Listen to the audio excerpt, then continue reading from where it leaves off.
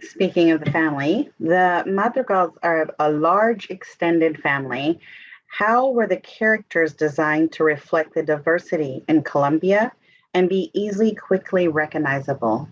We have a large, diverse, family that is from Colombia. And early on, the directors sort of had that in mind since day one.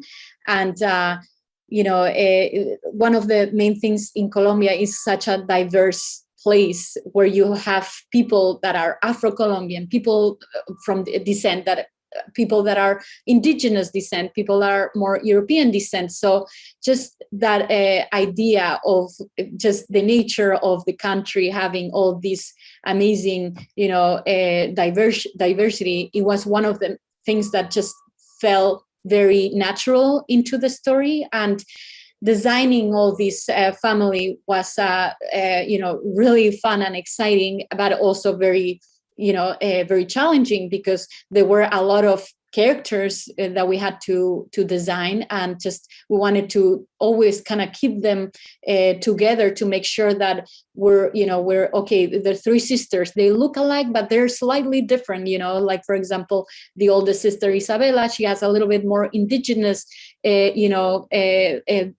descent on her, and she looks more like her abuelo, and then Luisa looks a little bit more like her dad Agustin. So just thinking about those things and who's related to who and all that, it was a lot of collaboration, with also our consultants, that came abroad, and we had also Afro-Colombian consultant, and we had also our African-American cultural group at Disney. So we were able to get a lot of different eyes to make sure that we were in line with, to create this diverse family. Describe Mirabel, her look, her glasses, her costume, and how each detail helps convey her personality. Yeah, so Mirabel is a very bubbly, fun kind of character, and she's the one without a gift. Thinking about her costume, the directors always wanted something to have movement on her. Like they wanted the fluffy, beautiful curly hair, and they knew they wanted the glasses too. And that came actually from an inspiration from one of our consultants, Alejandra. She had like the curly hair, and she had glasses, and the directors were drawn to the idea of based on the theme of the story, one of the perspective themes, to have her in the glasses and the curly hair. And then from there, starting to elaborate on the costume. So we looked at, folkloric costumes, and one of the main things that we had since day one, we wanted her to embroider, her costume like what a teenager would do on their diary, kind of like just little drawings and scribbles and things like that. So we thought it would be really fun to do that into her costume.